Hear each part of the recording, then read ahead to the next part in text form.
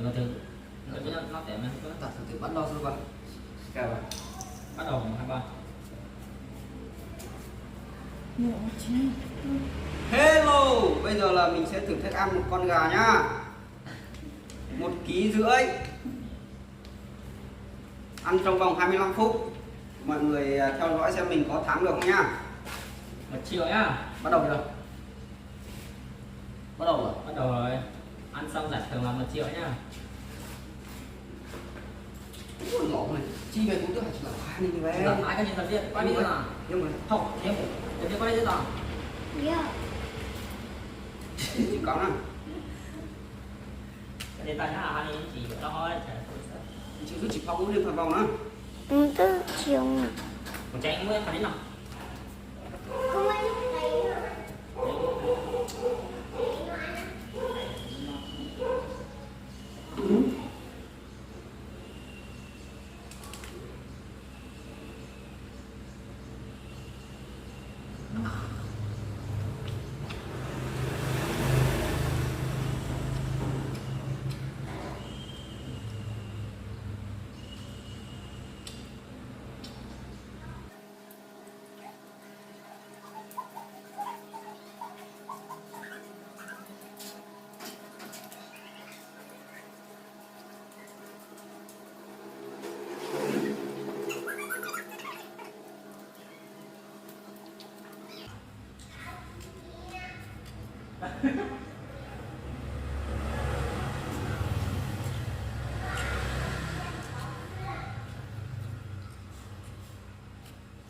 Thách với một con gà là 1,5 kg nhá. Ăn xong giải thưởng là 1 triệu, 1 triệu nhá.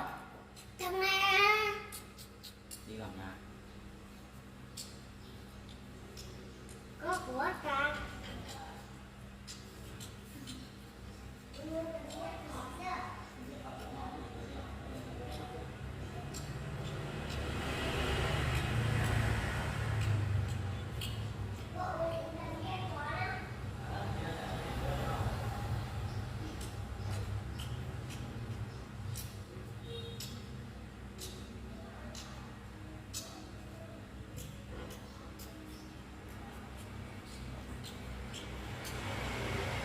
Hiện tại đã là 3 phút 20 giây. Thử thách một con gà 1,5 kg là 25 phút nha các bạn nha.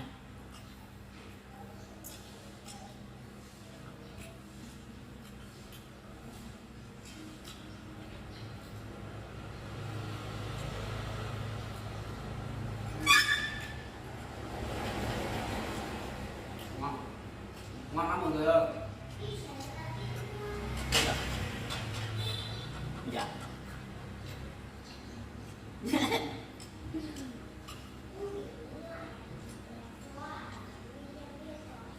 Chuẩn bị cho nó cả. Mình lên sẽ đến 5 cả. Rồi mình phải rồi nó. Dài quá. Dài nhưng mà nó ít à.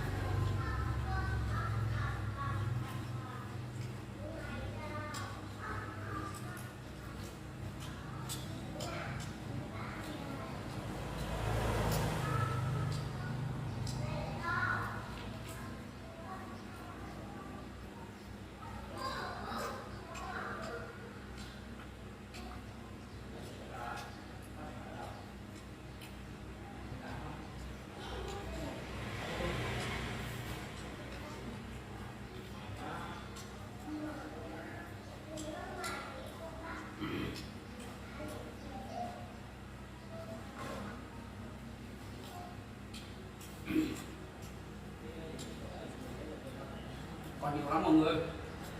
Còn nhiều lắm.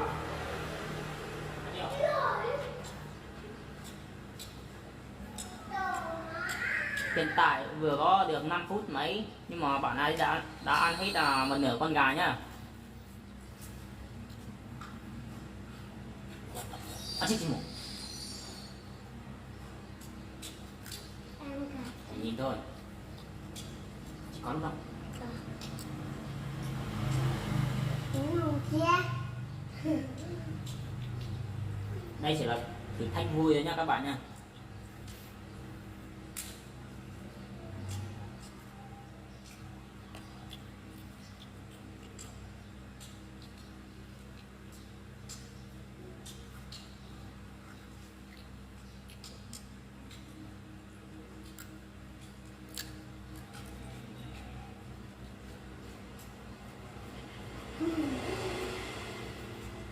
một cậu phụ lớn.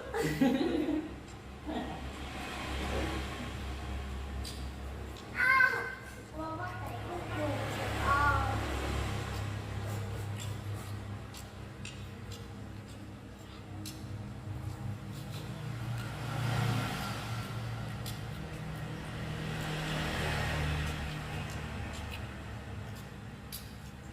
Tay với tỏi rồi.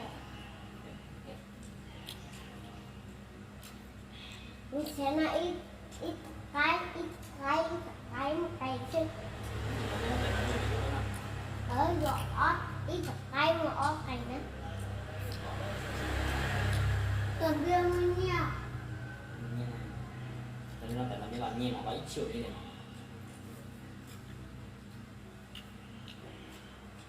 Cái là tùy hết á. Thì Cái đi. có Một tay rồi.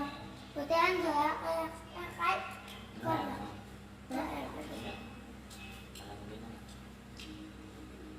Anh Linh tự ua. Hả? Anh Linh tự ua. Nó sẽ ôm. Chờ biết ua. Anh Linh tự ua tới đây nói. Để biết ôm. Ba cảnh cho. Chỉ có hậu chỉ con chỉ bo ạ. Không được biết là con.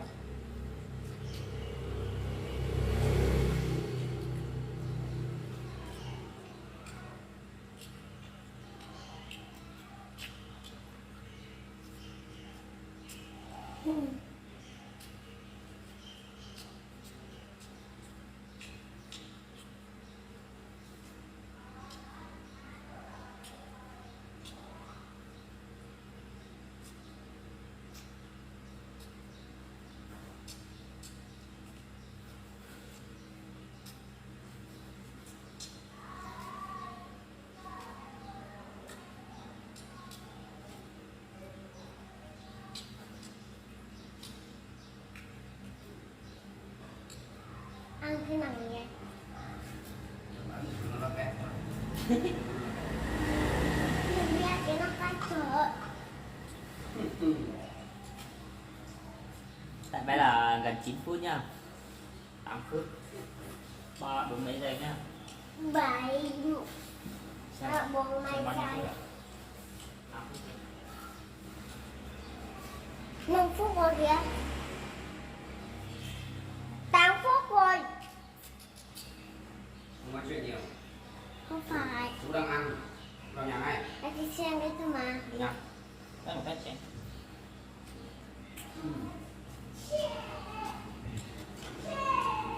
Giỏi quá.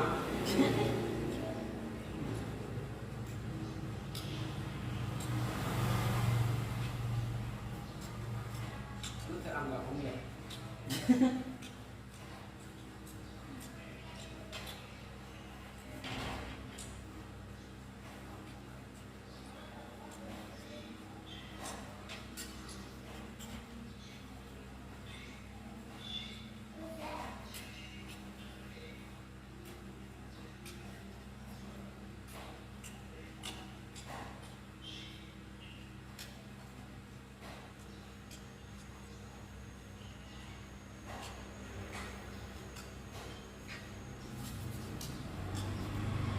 Con mama, con rồi.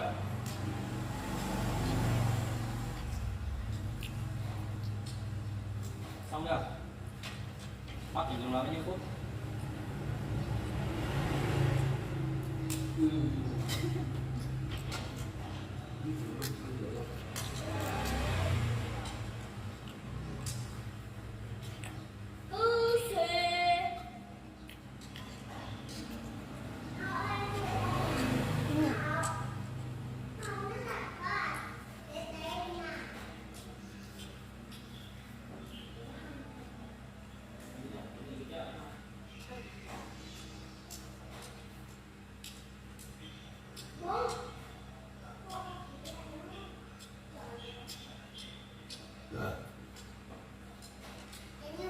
Nhân làm việc. Đây các bạn xem nhá, ăn xong là được 1 triệu nhá. Tiền đây nhá. Giải thưởng là 1 triệu nhá.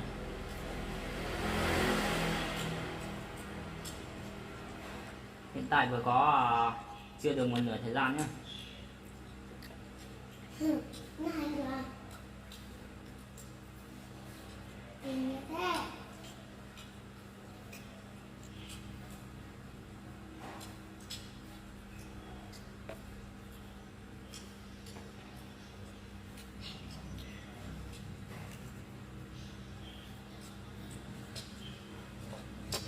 Chuyển đi luôn.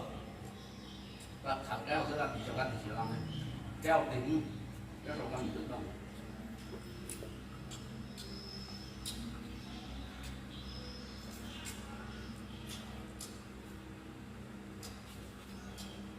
Đây 1 triệu đây giải thưởng nhá. Ăn xong nếu ăn hết thì được 1 triệu này nhá. Các bạn xem nhá. Nếu ai muốn thử thách thì alo cho mình nha.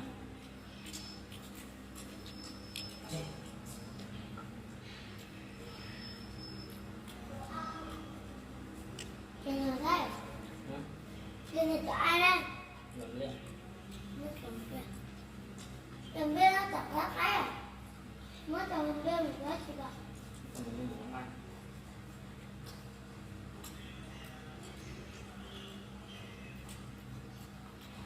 Thấy không? Đây. Đây đi xem rồi đây. Mua không ngon đấy. Mua à? Mua nó to Không mà. khảo, nó phải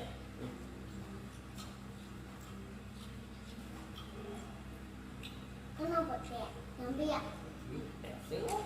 Chỉ có 12 phút. còn cái đấy mình để đây đó. Thì nó sẽ có luôn. Yeah. 12 phút 54 giây. Những cái phát lên rồi.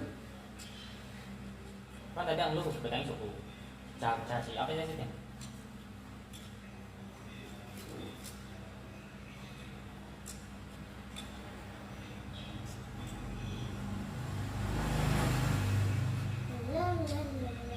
Đi về. Chị về nhá. Chị về xong cái mà chú ăn hết thì chú được tiền để chú đi mua con cho chị ăn.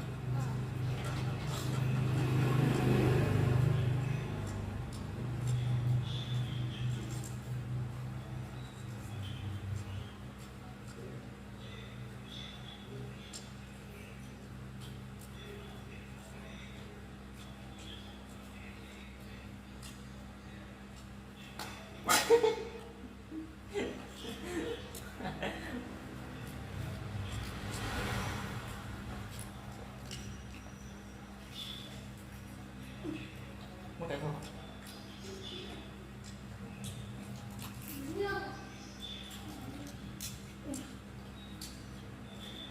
Anh.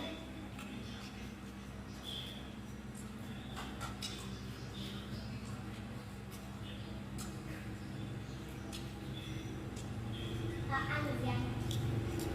Ăn sườn.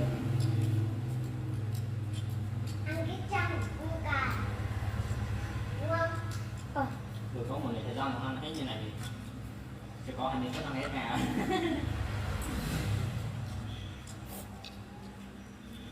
Cùng 9 phút rồi. Cùng 40.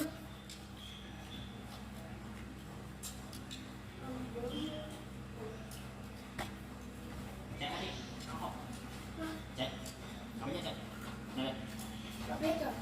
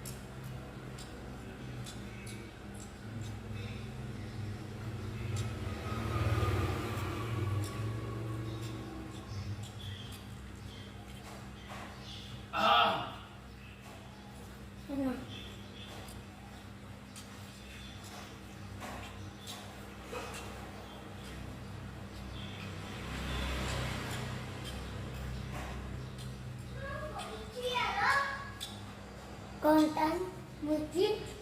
19 không? Ừ. Bây giờ 19.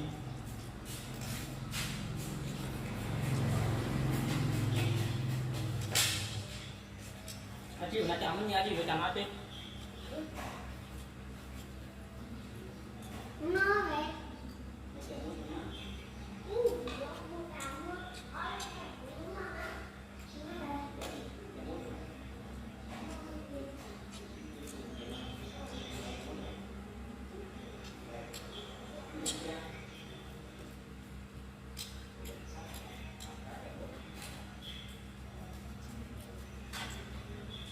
Đi xe.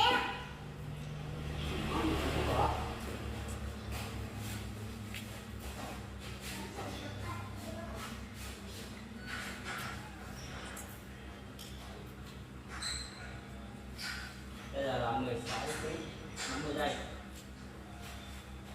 Mà hết cái này con gà này.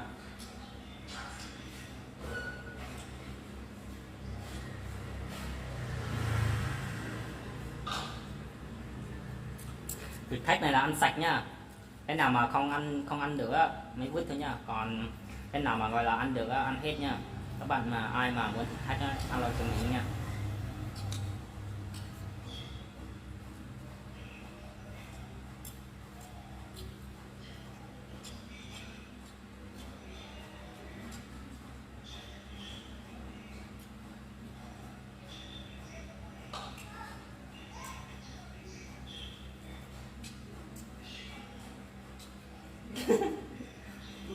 Bây giờ đang là 1/3 thời gian nhá, gần 1/3 thời gian nhá các bạn nhá. 2 phút nữa là 1/3 thời gian nhá.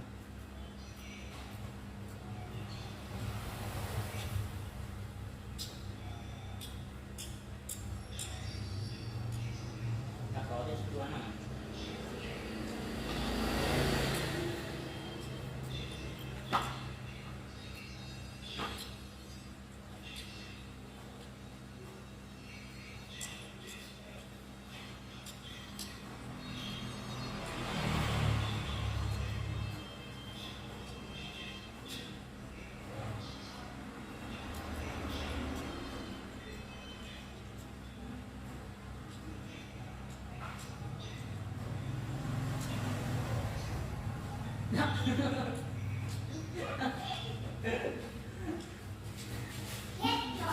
Hết rồi á?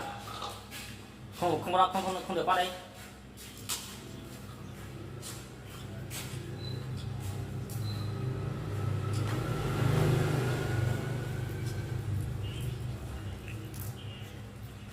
Bây giờ thời gian còn là 7 phút.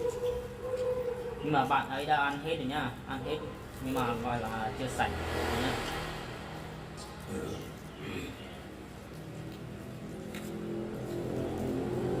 Bạn này có gắng ăn hết trong vòng 22 phút nha.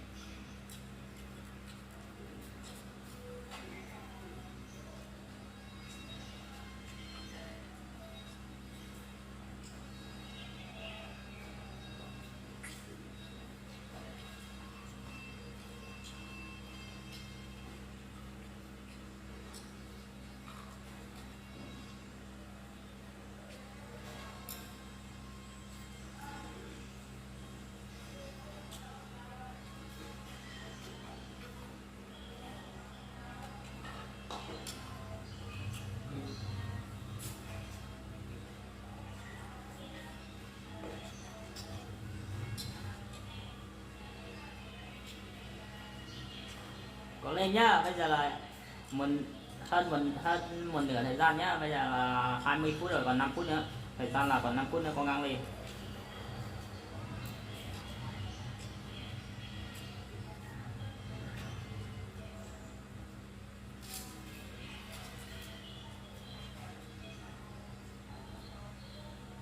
Gắng ăn hết trong vòng 22 phút nhá.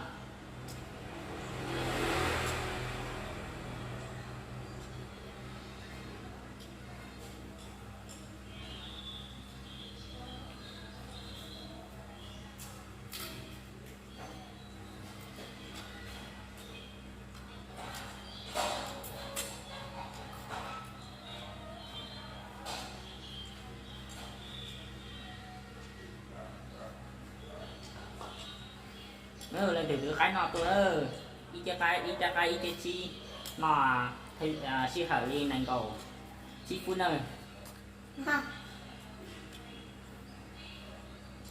thì đã nó ăn xong rồi tụi giờ nó to này còn ít phút là nó đã ta là không tôi cho bắt xe là đi nữa chứ cả giờ cố gắng nó trả cho này có áp phút nào ta giờ nó chỉ trả nó có tía nó thì tía ơi vì 2 phút thì chỉ nó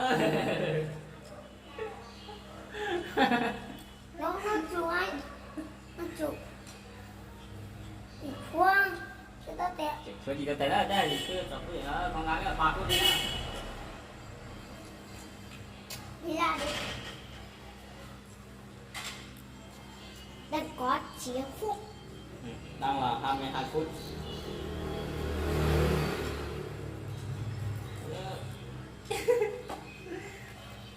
nóng lên thế rồi đó lên rồi cho có thể có thể nấu quá nóng lên nhá còn bây giờ 22 phút nhá còn 3 phút nữa là bạn đã hoàn thành và đã được thưởng là 1 triệu.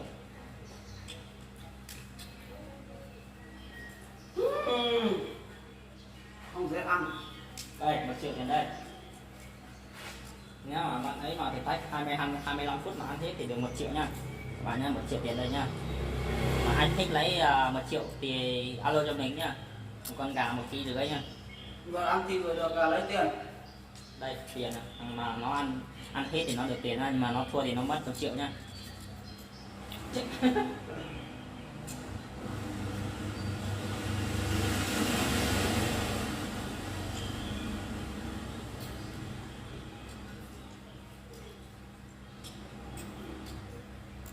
Bây giờ là còn 2 phút nữa, có gắng lên.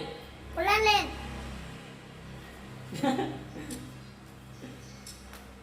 Và bây giờ đã gần có kết quả nha. Tiền thưởng này 1 triệu này sẽ không dễ lấy đâu các bạn ạ. Nếu mà ăn thịt không thì nó dễ lắm nhưng mà cả xương cái nào mà ăn được ăn hết thì khó lắm. Đây là còn trừ cái chân, đôi chân với lại cái đầu đi nha. Bây giờ chỉ ăn mới cái thân không nha, thân gà không nha. Là ăn cả ruột nha. Đây là mình phải ăn sạch nha.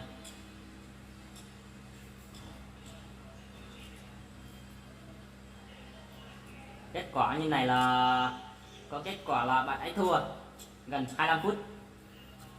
Bây giờ hiện tại là 24 phút rồi. Có lên. Chắc chắn là có người thua. Mà ai muốn thử thách thì có thể vào đây alo cho mình.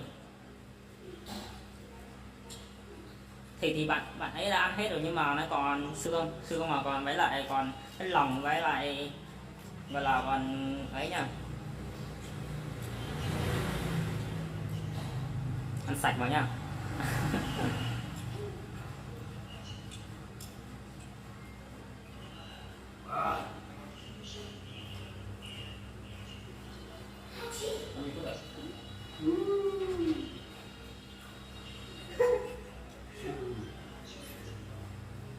Đây nhá, một tay nhá các bạn ạ.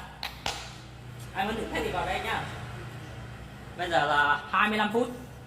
Còn vòng nào nữa anh em ơi. Anh em nào đó thử thách thì vào đây nhá. Thua nhá. Kết quả đã biết rồi nhá. Cái xương mà còn chưa sạch nhá. còn có trứng nha các bạn Đây, lên cho chị ăn đi.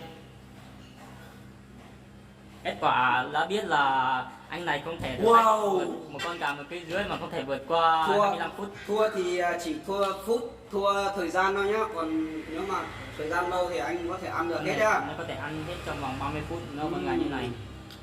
Anh này có thể phá kỷ lục trong vòng nếu ăn thật sự hết thì có thể ăn hết trong vòng 30 phút. Wow, thua. Cái này mình nghĩ là anh này nó sẽ ăn hết trong vòng 22 phút nhưng mà anh ấy đã không thể làm được như thế. Chào các bạn nha. không chưa được ăn trứng đâu Ăn trước đi, ăn sạch thì 30 phút, thời gian là 30 phút ăn hết nha. Cái con này chỉ ăn hết như này thôi, các bạn còn nhìn này, cái này nó còn nguyên cái dàn nó còn nguyên còn thịt rồi, còn mấy nhiều hơn nó táo rồi, tới cho nó chỉ táo rồi. còn giòn nhá, mà cái này nó còn cái này với cái này ăn không hết. cái này thì nó coi như ăn như này là vẫn chưa tập được nha các bạn nhé. Đây phần thịt nha. Anh đã thua, bây giờ anh uống rượu thôi. Được còn một cái xương này. Ăn đây. Không dễ, Chắc ăn cái nào không đó. dễ kiếm tiền đâu. Cái tiền 1 triệu tiền không dễ lấy đâu các bạn. là cái nào. Ăn chỉ được ăn thịt, chỉ được ăn thịt thôi nhá, không thể lấy được tiền nhá.